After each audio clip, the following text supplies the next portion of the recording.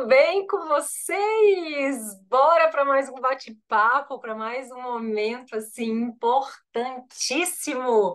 A gente vai conversar hoje sobre uma temática que é bem importante. Como que a gente consegue identificar possíveis crises de burnout? Como a gente consegue visualizar se aquela pessoa está entrando num, né, num adoecimento mesmo e precisa de um olhar diferente, precisa talvez até de um afastamento ali na escola, enfim.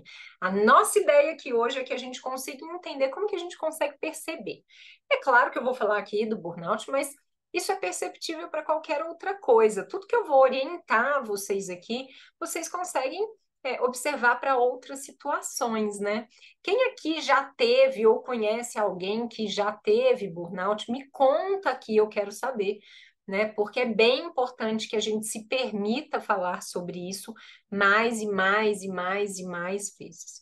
E o intuito, né, dessa aula aqui hoje, dessa conversa nossa aqui hoje, é que a gente possa entender melhor por que que as coisas não estão caminhando bem, né? Assim, é, a gente percebe nas escolas hoje um aumento significativo das taxas desses adoecimentos, e dentro desses adoecimentos, por que que isso tudo está acontecendo?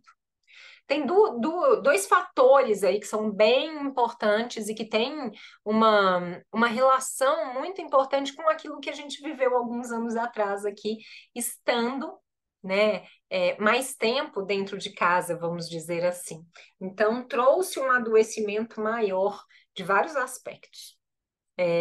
Uma das situações é que a gente se viu diante de uma situação que a gente precisou de uma adaptação muito rápida. Alguns deram conta, outros adoeceram, enfim, né? Muitas coisas aconteceram durante esse período de isolamento. Mas uma das situações que mais aconteceram foram as pessoas se sentindo numa proteção, numa redoma tão grande ali dentro de casa, que a hora que se viram fora dela, cheio de grandes tarefas, com muitas situações conflituosas dentro de sala, não deram conta. Essa é uma situação. E a outra situação é pessoas que já vinham de um adoecimento e que isso potencializou após o retorno do isolamento. Então, essas duas situações fizeram com que o índice de adoecimento, de ansiedade, de burnout, de depressão, crescesse significativamente no ambiente escolar. Existem vários estudos já mostrando esse aumento significativo nesse índice, tá? E a gente não pode deixar, né? Até conversamos na outra aula sobre contornar esse ambiente, um ambiente gostoso, um ambiente tranquilo, né? Um ambiente prazeroso. E hoje a gente vai falar sobre esses adoecimentos. Então, a primeira característica muito intensa, né? A primeira característica não, a primeira questão que a gente precisa entender é o que é, né, o burnout. Ele é uma exaustão física, emocional e mental que é causada por estresse prolongado no ambiente de trabalho. Não são por outras razões, tá? Então é bem importante que se tenha essa clareza. Então, quando eu sou colocada repetidas vezes sob estresse, estresse, estresse, estresse, estresse, estresse, estresse, uma hora eu posso, não quer dizer que vai acontecer, eu posso me desequilibrar, criando uma exaustão muito grande, emocional, mental e, obviamente, física. Então, essa repetição do estresse prolongado, ela pode acarretar num burnout. Todo mundo que está passando por estresse prolongado tem burnout? Não, não é uma regra, mas é muito mais fácil que isso aconteça com pessoas emocionalmente mais frágeis ou que estão num momento mais frágil, isso acontece também, e aí não dá conta, tá? Então a gente tem que ter esse olhar. Raquel, dá um exemplo do que é um momento mais frágil naquele, né? Eu voltei, por exemplo, de licença maternidade. Eu estou emocionalmente mais frágil. Por quê? Porque meu corpo queria estar onde? Com a minha filha, certo? Então, isso pode acarretar uma sensação, né, maior. Vamos aprofundar em algumas características aqui que fazem com que a gente compreenda, né, o que que realmente né, esse momento. Tá fazendo mais sentido para vocês entenderem a complexidade do burnout para que possa ajudar vocês? Então, olha só, a gente já entendeu que é algo bem amplo. Eu fico estressada repetidas vezes, repetidos momentos, eu não sei agir em várias situações, e a hora que eu vejo, eu vou adoecendo, eu vou, né, ficando ali descontrolada emocionalmente, fisicamente.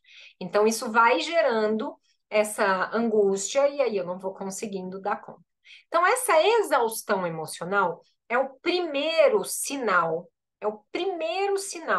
que a gente tem que ter de alerta para essa situação. E ele é frequentemente o mais perceptível. Sabe aquela pessoa que estoura por qualquer coisa? Que ela não está dando conta de ser doce em momento algum, em hora alguma, de situação nenhuma. É explodindo o tempo todo, dando patada o tempo todo, com cara feio o tempo todo, irritado o tempo todo, mal-humorado o tempo todo. Sabe isso? Isso já é uma característica de uma possível exaustão emocional, sabe? É como se essa pessoa se sentisse o tempo inteiro, o tempo todo, esgotada, drenada, sem energia para nada. Sabe assim, não dá conta de fazer nada, porque acha que não é possível, né? Então, assim, aquela ideia de que o trabalho virou um fardo total e absoluto. Não se vê prazer em nada, nada, nada, nada. Nossa, Raquel, pelo amor de Deus, então eu tenho burnout. Se essa é uma característica que você tem vivido hoje, que você percebe que 24 horas você está com ela, eu te diria que é válido você procurar um especialista. Nossa, Raquel, é sério? Ué. É melhor tirar isso de cabeça do que ficar agora toda noite pensando se pode ser ou não pode. Eu não consigo avaliar porque eu não sou médica, né? Mas dentro da psicopedagogia, de tudo que eu já estudei, eu posso te dizer que essas características elas são bem claras. Então procure ou um psiquiatra ou um neurologista para que haja uma avaliação. Alguns clínicos gerais até costumam ter esta habilidade, mas acaba que eu percebo que a maioria acaba indo ou para o neuro ou para o psiquiatra, tá? Não é psicólogo. Psicólogo não prescreve nada.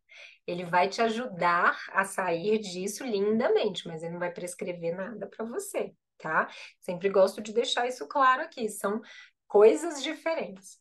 Aí a gente tem que ter uma outra clareza, que é a personalização. Sabe o cinismo? Sabe aquela pessoa que começa a desenvolver aquela atitude assim negativa ou até cínica em relação ao trabalho, em relação às pessoas, sabe? Assim, aquele jeito sarcástico de conversa que incomoda. Se, né, você percebe que existe essa irritabilidade severa, né, essa desconexão total e absoluta do emocional, é um gatilho possível também para se entender o burnout. E quando a gente pensa nisso, eu não estou falando disso na hora que a pessoa está estourada, não. É sempre. Ela vive estourada. Ela vive sem dar conta do recado, né? É aquela história.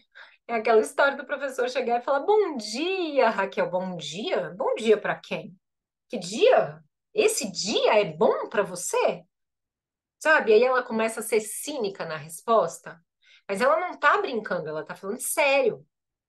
Então, esse bom dia para quem, se ele for na base da brincadeira, tá maravilhoso, mas se não, é sinal de atenção, né? E essa atenção, ela vem da gente se permitir. Da gente se permitir viver aquilo sem ficar ali angustiado o tempo todo. Outro ponto que eu gosto sempre de falar muito, que existe também bem forte dentro dos casos de burnout, é aquele sentimento de ineficiência, de ineficácia. Sabe assim? Eu não sou boa em nada, eu não dou conta de nada, eu, sabe, parece que nada tá bom, que nada importa, tanto faz, tanto fez, não tô nem aí. Então, quando a gente percebe, né, que todos os esforços que a gente tem, eles não produzem os resultados desejados em hipótese alguma, situação nenhuma, isso vai minando a nossa autoestima e vai levando a gente a um ciclo vicioso de baixo desempenho. E isso leva a essa sensação de ineficácia, né? De que eu não sou boa para nada, eu não dou conta de nada, eu não consigo nada. E a gente vai se vendo assim diante de uma angústia que fala, pelo amor de Deus. Mas só isso isolado, e muitas vezes isso acontece quando a gente está começando na coordenação, não é o suficiente, tá? Não é o suficiente para dizer, ó, eu tô com burnout. Não, tá bom? Não é. Então fiquem tranquilos, mas volto a dizer, se você percebe, é importante procurar ajuda. Mas aqui eu não estou falando só da percepção sua, eu quero que você tenha atenção aos seus professores. Porque se você começar a perceber que um professor seu tá assim, você vai deixar ele afundar até quando? Então chama esse professor, se você conhecer a família, conversa com a família, mas permita ajudar essa pessoa. Quando a gente é ajudado em situações assim de fundo de poço, a gente nunca mais esquece das pessoas que nos ajudaram. Nunca mais. É muito bom. É muito bom receber essa ajuda, é muito importante receber essa ajuda, tá? Então, fica aí essa dica, né? Outra coisa que começa a acontecer significativamente é a pessoa começar a se isolar. Não, não vai ter uma festa. Ai, podem ir vocês, eu vou ficar aqui hoje. Vamos não sei o que da escola. Hoje eu não vou não. A gente vai ter a reunião. Nossa, essa reunião eu não vou conseguir aparecer. Tem o coffee, depois, não vou mesmo. Ai, que pena. Aí a pessoa começa a criar desculpas para ela mesma, para ela acreditar que tá tudo bem, ela acreditar que ela não precisa de ajuda, sabe? E começa a evitar esse contato nos momentos que é possível com outras pessoas, para ela não gerar mais estresse para ela mesma. Inconscientemente é isso que acontece. E aí essa socialização costuma virar um fardo, uma dificuldade insuportável e que tem relação com essa questão da saúde mental que está adoecida, né? E a hora que começa a cuidar disso, a gente começa a conseguir resolver, porque senão esse contato vai virando quase que um peso, né? E a pessoa não dá conta, a pessoa não consegue evoluir. Tá fazendo sentido para vocês? Vocês conhecem alguém com todas essas características? Lembra que eu falei? Uma característica isolada não quer dizer que você tenha burnout, tá? Às vezes é uma outra situação ali que precisa ser cuidada e controlada, tá bom? Além, né, disso tudo, entra uma coisa que é bem perceptível, que é a diminuição do desempenho profissional. A pessoa começa a quase não conseguir fazer nada e quase tudo que faz com uma qualidade ruim. Ou então ela começa a fazer e refazer a mesma coisa freneticamente.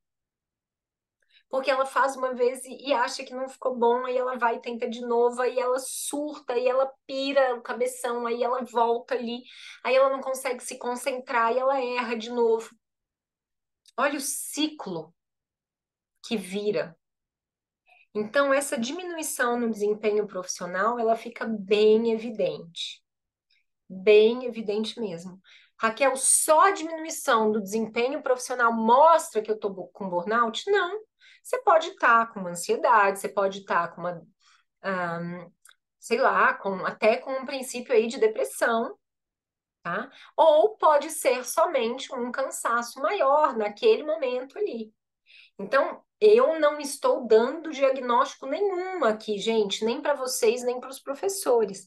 É um alerta para vocês começarem a se perceber diante desses desafios, tá? A incapacidade de concentração, ela pode ter inúmeras razões. Dormi mal, tô cansada, foi uma semana difícil, essa semana eu tô com um problema em casa, meu filho tá doente, minha sogra tá, eu tô cuidando dela. Inúmeras possibilidades podem te levar a uma diminuição do desempenho profissional ali, naquele momento. Ele não vai se alongando, ele não vai, entende? Mas acontece. Então, essa atenção faz com que a gente consiga, né? E a gente vai ali se percebendo, a gente vai ali se permitindo. Quando vê a coisa foi, né? A coisa caminhou ali. E, gente, é muito bom, não é? Vocês concordam comigo? Quando a gente se conhece, quando a gente se permite, ou quando a gente ajuda o outro a melhorar. Olha o tanto que isso faz bem pra gente. Né? Igual cuidar de filho, a gente cuida ali do filho, ele melhora, você fala, nossa, graças a Deus, né? Meu cuidado, minha proteção ali ajudou nessa evolução para melhorar rápido. Né? A mesma coisa para o outro, se permita ajudar aos outros, porque isso vai te fazer bem também, acredita em mim. Eu não vou dizer que vai fazer tão bem quanto faz para mim, porque uma das minhas motivações pessoais é ajudar o outro, né? Isso é meu, não tem jeito. Mas às vezes isso não é uma característica sua, mas um pouco que você consiga fazer já dá um resultado maravilhoso, surpreendente, incrível. Dá para mim entender? Vocês acham isso também? Vocês são pessoas que gostam de contribuir e ajudar outras pessoas? Conta aqui para mim, eu quero saber.